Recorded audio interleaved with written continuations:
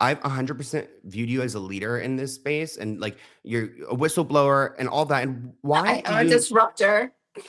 and I love it. But like, so because you are known as this, like, do you know why you weren't invited for that Netflix documentary? I know we've got the March 11th special with E coming out, and I'm sure that's going to have so much more that's like was not even touched on in the Netflix doc. But like, see, I can understand why they wouldn't want to have you on, because if Tyra's trying to do a safe piece, you're not gonna like let her go easy. But you were never asked or anything like that, right?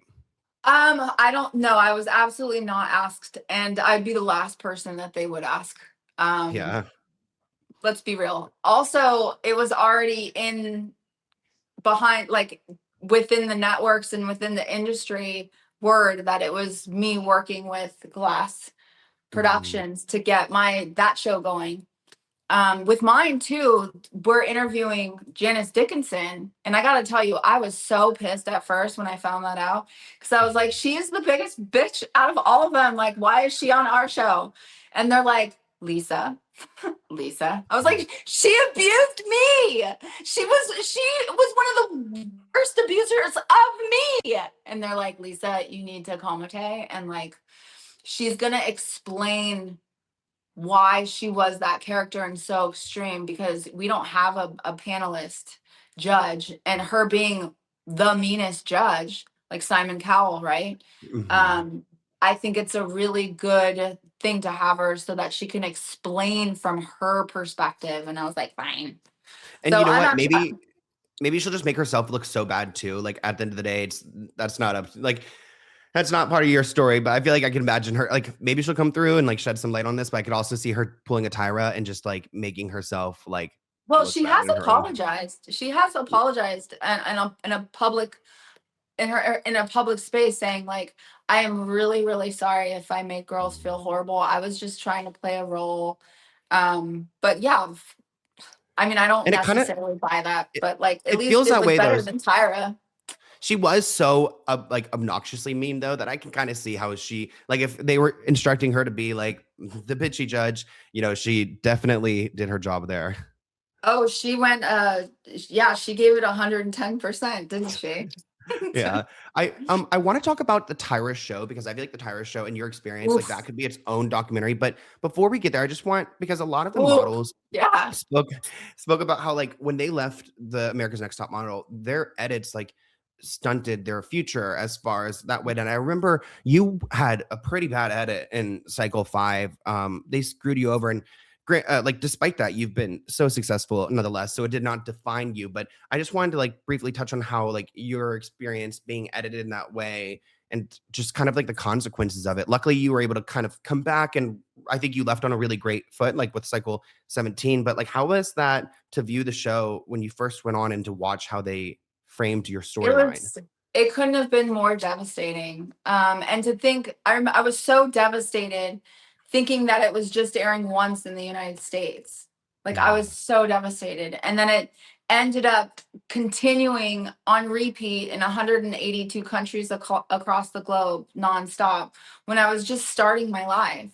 America's Next Top Model squashed my dreams. Made everybody around the globe hate me. Also made me hate myself for years. It was just so devastating because you trusted Tyra with like your dream. Modeling wasn't ever my like main priority. It was just my I was just gonna branch it out into acting, music, performing arts, all of that. But yeah, like knowing that they were, it was very reactive abuse. Knowing that they were constantly abusing me behind the scenes with my childhood trauma, and also not feeding us correctly or enough, and then also sleep depriving us and overworking us. I wasn't ever used to that type of abuse under such a microscope.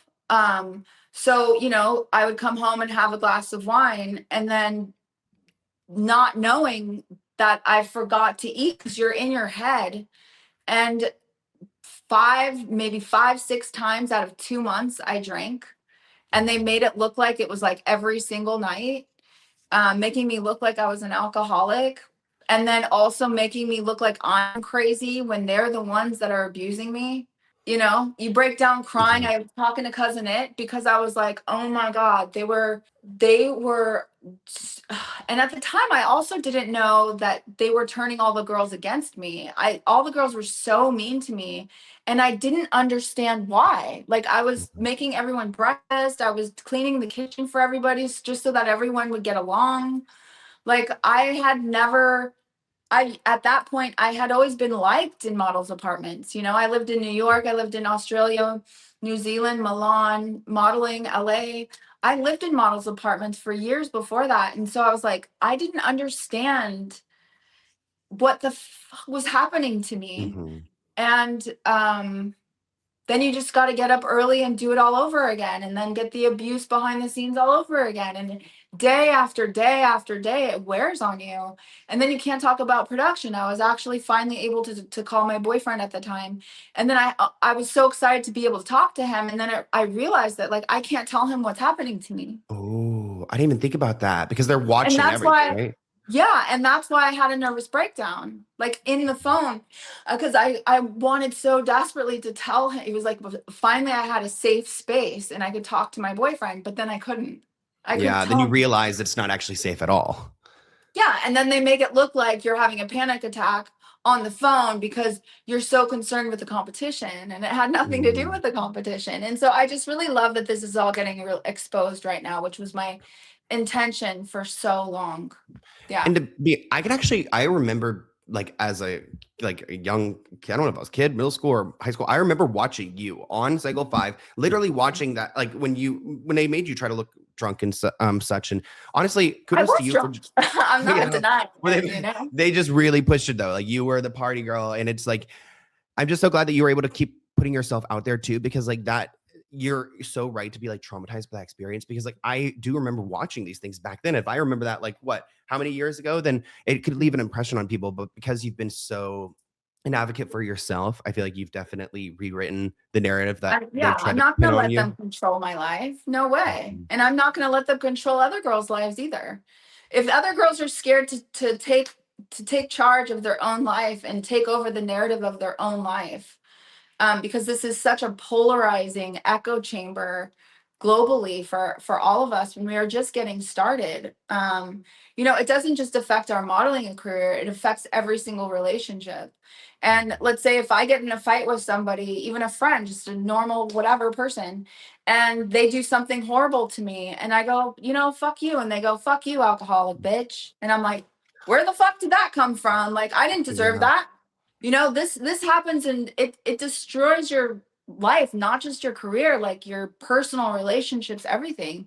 Because people, it's just like it's I think that we just live in a very like narcissistic world, specifically since like social media as well, that like whatever people know of your past, they use against you. And it's just devastating. So like this is bigger than our careers. This is bigger than this is, you only live once.